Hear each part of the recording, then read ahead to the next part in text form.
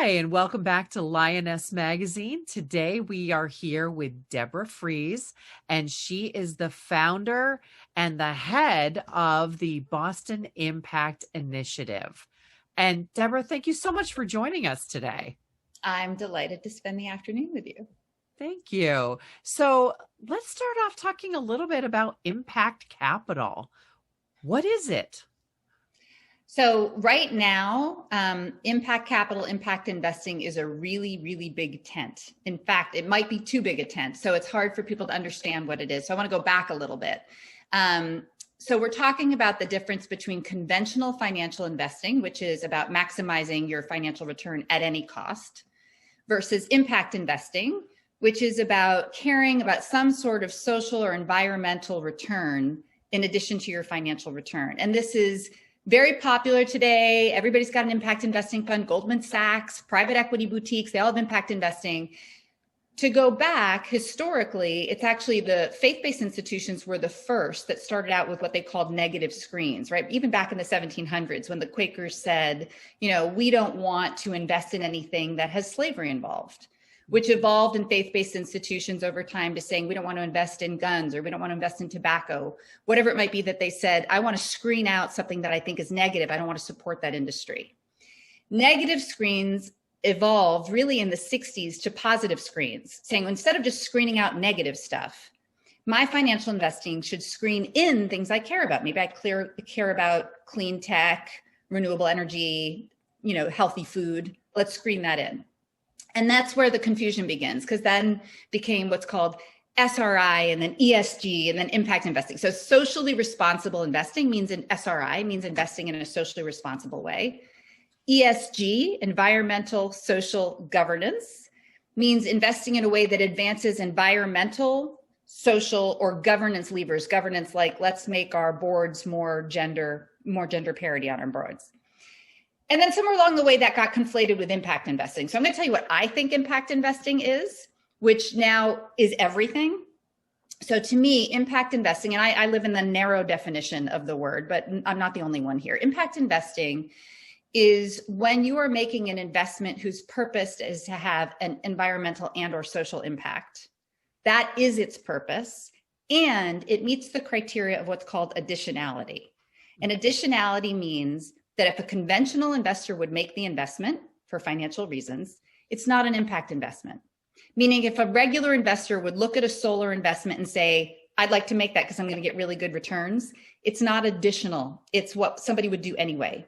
So impact investing should be additional in my book, and I'm not the only one, to what a conventional investor would do. And also it should be direct, meaning when you invest in public equities, your investment doesn't actually create any goods or services. You're trading your position with somebody else who already has that position.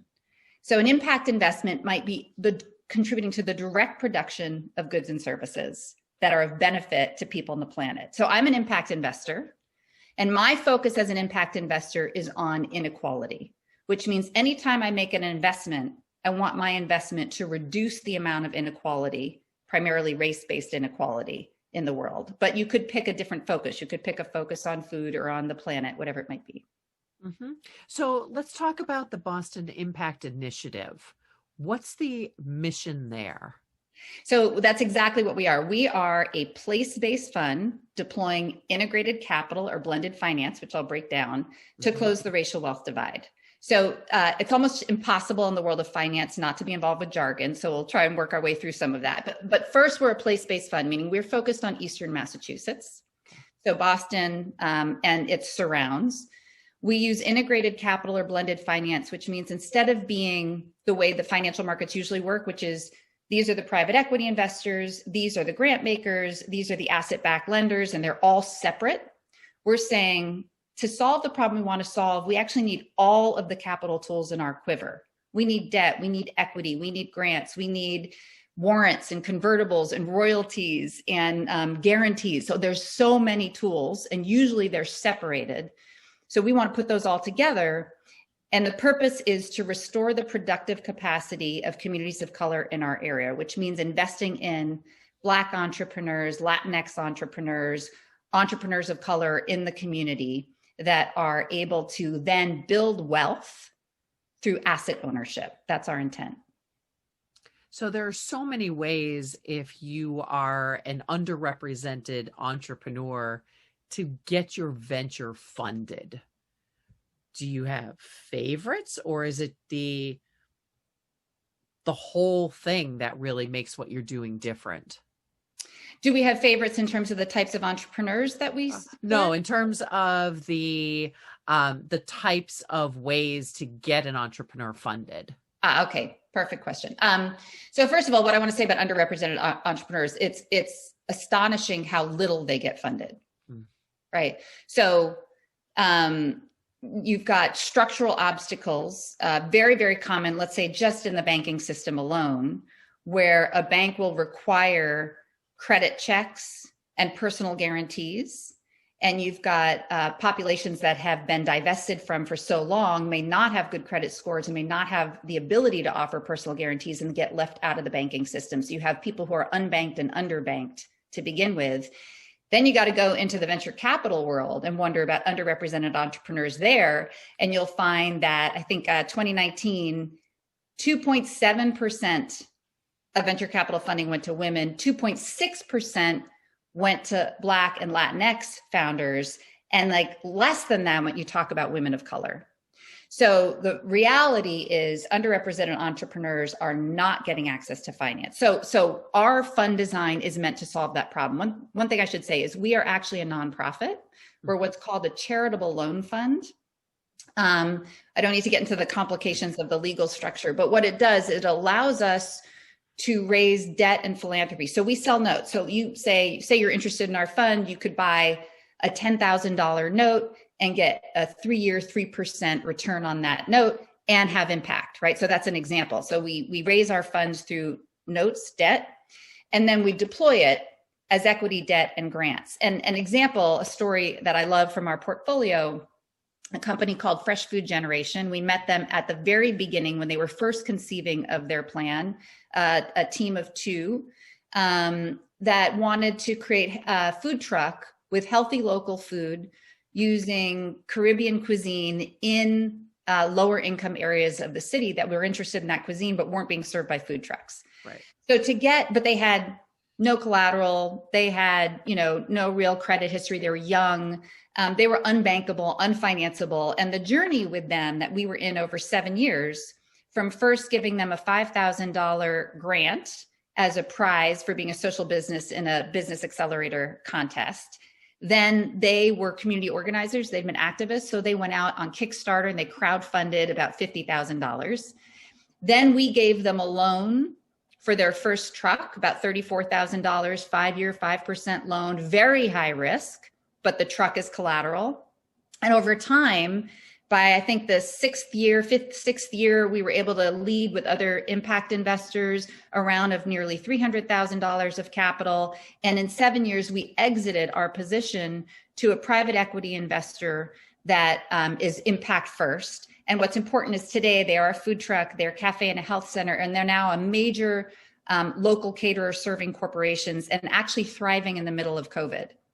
And they're employing all BIPOC staff, by Black, Indigenous, people of color, several with criminal records, coming out of without full degrees, and really paying them above a living wage. And so this is the kind of story where it takes integrated capital, this layering of finance over time that's non-extractive. Oh, let me add one important piece. When we did the round that had nearly $300,000 in it, we did something called self-liquidating equity, which is very rare. But the idea is I, as an investor committed to closing the racial wealth divide, do not want to profit off of their work. What I want to do is use equity in a patient way so that the owners and the workers are the ones who benefit from the surplus, not me. And so I get paid back. I cap my exit at 2 times the value, and they buy back their equity from me out of their revenue or their earnings. And so that's, as an impact investor, I'm not looking to maximize my return. If I were looking to maximize my return, I'd be amplifying the wealth divide, not closing it. And so there are tools like that that require pretty innovative ways of thinking about finance to support entrepreneurs. And actually, you just said a word that resonated with me, the divide. because often there is a divide along racial lines for wealth overall. Absolutely. So, what you're doing is evening the playing field, leveling things up. Yeah. COVID has been a great amplifier and accelerator of all things unequal in our country. And I think right now people are waking up to the reality of, here you have this biologically impartial disease, right, that is wreaking havoc in Black and brown populations throughout the country. And the racial wealth divide, what's important to know. So everybody's having their sort of wake up moment of being like, wow, this country has a race problem. What's important to know, first of all, is that the racial wealth divide is the same as it was in 1968. We've made no progress. Now, in my place, this is actually a statistic a lot of people talk about. The median net worth for a white household in Boston is $247,000, which is well above the national mean. The median net worth for a Black household, net worth is total assets minus total debt, for Black household is $8, not 800, not 8,000. I get challenged on this, and people are like, where'd you get that data? And it's like, well, that was from the Federal Reserve Bank of Boston report in 2016. It's legitimate data. So when I saw that data, we were already doing this work, but that's what we're talking about, which is, if you, as an entrepreneur, many of your readers will know, viewers will know, it takes about $30,000 on average to bootstrap your own business. So now you've got $8 of net worth. Your friends and neighbors have $8 of net worth. Your family has $8 of net worth, and no one will bet on you with capital. That's the reality. That's the wealth divide. And it particularly hits entrepreneurs who, as we've seen with COVID, are the most vulnerable. So I think it was in August, the data came out that 41% of Black-owned businesses had closed permanently, compared to only 17%, only 17% of white-owned businesses. That's terrible as well. But you're looking at they're in the vulnerable sectors. They don't have safety nets personally or in the business. And so as an investor, we feel that we've got to drive capital into the hands of entrepreneurs of color, who, by the way, can be phenomenally successful. I have to share this story. A great thing happened over the past few weeks. Just last week, two entrepreneurs in our portfolio were named Forbes 30 under 30 and one Fortune 40 under 40. Helen Adioson from Care Academy. Yeah. You've heard of her. She just raised $9.5 million in venture capital, but somebody had to bet on her early. We were in the early rounds, helping her come forward. Joanna Smith from All Here, Forbes 30 under 30, just raised 4.1 for her ed tech platform. We also were very, very early. So you need to wrap around and support entrepreneurs who haven't had fair access to capital or social capital. And actually, Lioness viewers, you can see a great profile of Helen and Care Academy on our website. Just do a quick search on Care Academy and you can find her. So, Deborah, who makes the decisions inside your organization about funding and how how the whole thing works? Yeah, so as a nonprofit, we are governed by a board of directors, and our board is appointed by community-based organizations. So it is 50% people of color, 50% white. It is 50% women, and the people who are on it come from community. Mm-hmm. They are the governing body, and they appoint our investment committee. Our investment committee also is diverse with people who span a range of, we describe ourselves as living at the intersection of grassroots activism and financial rigor. We recognize that the redistribution of wealth is also about the redistribution of power. And so who makes decisions and how we organize to change the way decisions are made are critical. So our board appoints our investment committee, and some of us, including myself, are sort of lined up more on the impact first, grassroots activism, organizing end of the spectrum, and some have much more traditional financial background but want to put it to work to change opportunity. And so we duke it out on the investment committee, and our staff we have an incredible staff. There's just 5 of us, and we go out and really partner very deeply with entrepreneurs in our community to, like, a lot of them don't even get financing from us. We say, we're going to set you up to get you into a bank, or we're going to set you up to get funded by a CDFI. But at least come to us. We're a nonprofit. We're not trying to maximize our returns off of you. And we'll help you think through the best way to create an opportunity for yourself going forward. That's great. And if you were able to use this as a way to talk directly to one of those entrepreneurs, what tips, what direction would you give them? So I think it's very tricky. A lot of capital providers push entrepreneurs to grow faster than they should, as well as to maximize return to their shareholders. And I want to say there is a rising tide of impact first investors out there. If you have an impact business, to actually double down on the impact as opposed to doubling down on the profit making. So when I meet an entrepreneur, especially an entrepreneur of color who's in our wheelhouse, whose goal is to grow fast and exit to some sort of big buyer, I'm like, you're not going to fit our portfolio. But if their desire is to stay in control, grow their ownership and management team, distribute ownership to their workers, pay a living wage, decrease their ecological footprint, we'll partner with them to help them. And they're going to get much more entrepreneur-friendly capital than they would get in the regular marketplace. And there's growth capital out there too. So I know it feels like hard to find us.